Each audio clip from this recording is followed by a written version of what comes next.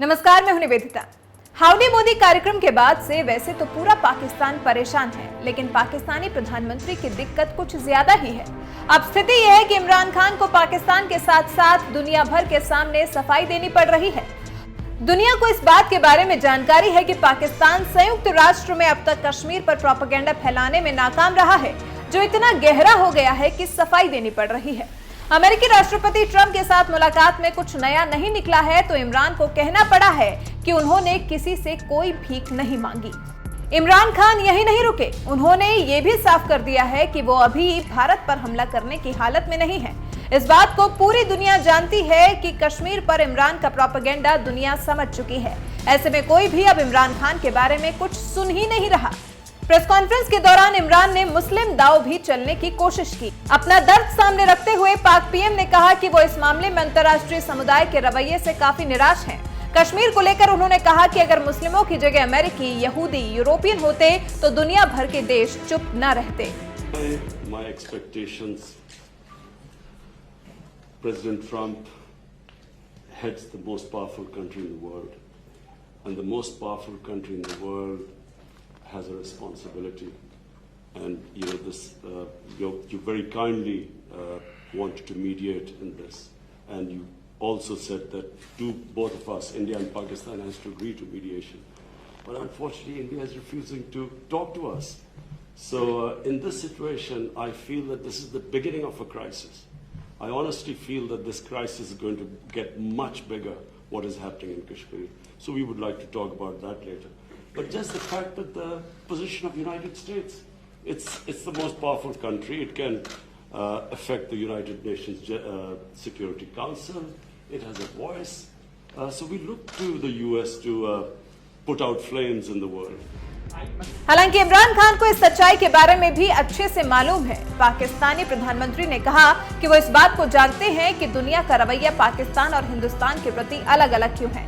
इमरान ने कहा कि दरअसल दुनिया भारत को एक बड़े मार्केट के तौर पर देख रही है, जहां 1.25 अरब लोग रहते हैं। ये सब कुछ पिछले कुछ दिनों में काफी तेजी से बदला है।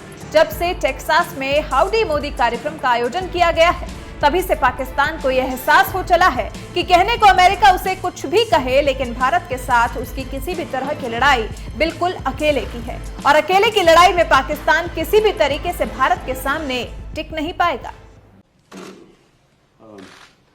I look forward, Mr. President, to talk to you about obviously Afghanistan, which is a big issue for us Pakistanis, because stability in Afghanistan means stability in Pakistan. We also want to talk about all three neighbors: Afghanistan, India, Kashmir, and of course Iran.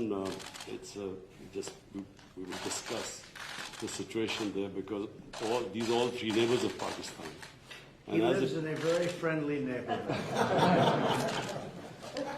I mean, as if there are not already enough challenges. Mr.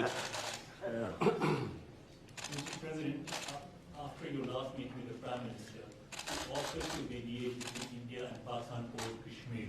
And since then, the situation has gotten more complicated, and India continues to deny or accept any mediation. So where does the offer stand now, and don't you think It would always stand. If I can help, I would certainly do that. And it will be dependent on both of these gentlemen. One without the other doesn't work if you're going to do mediation or if you're going to do an arbitration. But certainly I would be willing to help if both Pakistan, let's say, and India wanted me to do that. I am ready, willing, and able. It's a complex issue. It's been going on for a long time. But if both wanted it, I would be ready to do it. Mr. President, but the only thing is, reverting back to my question in the Oval Office on Kashmir, Yes. the thing is, you are asking both the parties to accept and agree. One is aggressor, violator of the UN resolutions, and plus non-compliance, plus merging Kashmir into its own territory. This is the kind of reporter I like. I like this reporter. And how can you... Are you a member of this team, or are you? I'm not a member of this team. I'm You know an what? independent You're journalist. saying Now, the thing what you is, think. Let me complete my question, Mr. No, but President. I have to be How requested. can you make an aggressor and an That's aggressor okay. meet and the violation of the UN resolutions? Very fair question or statement. Let me put that one down as a statement if you don't mind. But you're right. You have to have two parties that want to agree, and when they come, and at some point India may come. I have a very good relationship with Prime Minister Modi. I have a very good relationship with Prime Minister Khan. And if at any time they say, we have some points that we think we can maybe iron out, I think I'd be an extremely good arbitrator. I've done it before, believe it or not, and I've never failed as an arbitrator. I've been asked to arbitrate disputes, pretty big ones from friends, and I've done it in a good, successful fashion. If I can be of help, you know that. If I can be of help, let me know. But you'd have to have the assent also from the other side. Mr. President, Mr. Johnson has now called for a new deal, just momentarily for a new Iran deal. This is the first time he's called for that. I wonder what your reaction to it, and have you discussed that with him? Well, I think that's why he's a winner. That's why he's a man that's going to be successful in the UK, and I think that's great. You're talking about Boris, Yes, right? Boris. Boris is a man who, number one, he's a friend of mine, and number two, he's very smart, very tough. And he does want a new deal because the other deal was ready to expire. It was a very short number of years left. All that money paid and wasted. You didn't have the right to inspect the appropriate sites. You were looking at sites that would never be used to create nuclear. The sites that they would use, we weren't allowed to inspect. What kind of a deal is that? And ballistic missiles. They're allowed to test ballistic missiles and other things. But one of the biggest things is the fact that the agreement is going to expire in a very short number of years.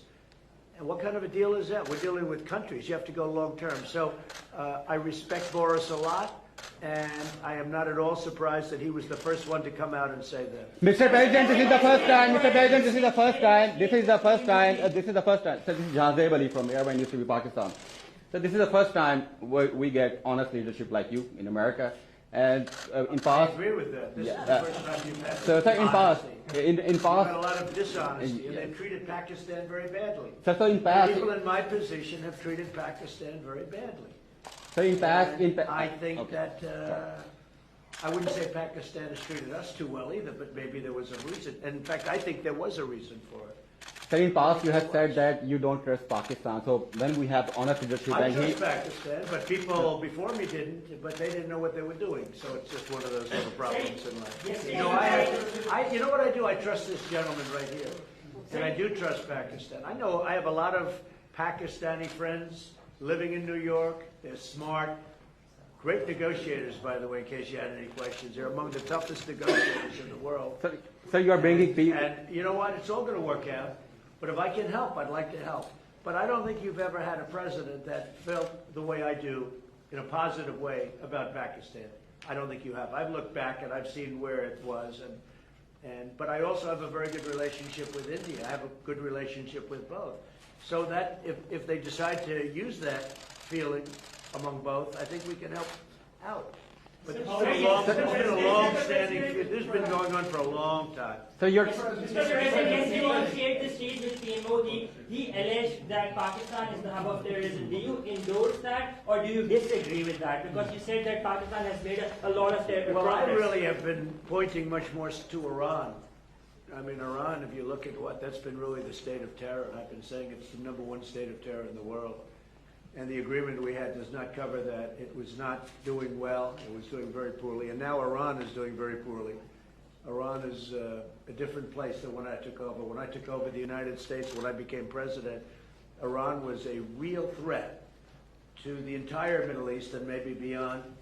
And now they're having very, very big difficulties, to put it mildly. So we'll see. Are you happy with the progress that Pakistan has made countering terrorism, particularly eliminating terrorism? I've heard they've made great progress, and under this leader, he's a great leader. I think he wants to make great progress because there's no solution the other way. The other way is only going to lead to death and chaos and poverty.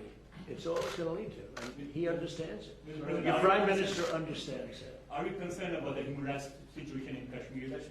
About which? Human rights situation, human rights Sure, violations. I'd like to see everything work out. I want it to be humane. I want everybody to be treated well. You have two big countries, and they're warring countries, and they've been fighting. And I mean, I heard a very aggressive statement yesterday. I don't have to say that. I was there.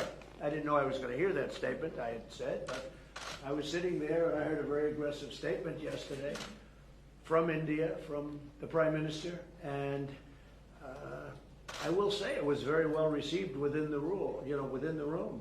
The statement itself, that was a big room. There were 59,000 people. But it was a very aggressive statement, and I hope that they're going to be able to come together, India and Pakistan, and do something that's really smart and good for both. And I'm sure there's always a solution. And I really believe there's a solution to that. If you can help the you might find a Nobel Prize. Mr. President. You've asked one already. Go ahead. Quickly. Make 1 second statement. Now, if you can solve this outstanding issue of Kashmir, very likely and definitely you will be deserving a Nobel Prize on that. I think I'll get a Nobel Prize. How about that? Mr. President. I think I'm going to get a Nobel Prize for a lot of things if they gave it out fairly, which they don't. Mr.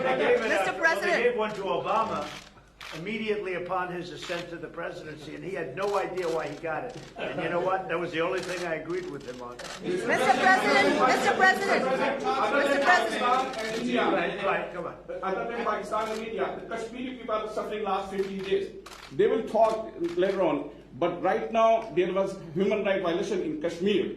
50 days lockdown, no internet, no food, no nothing. So, you know, what do you want to do for Kashmiri people? Where do you find reporters like this? These guys are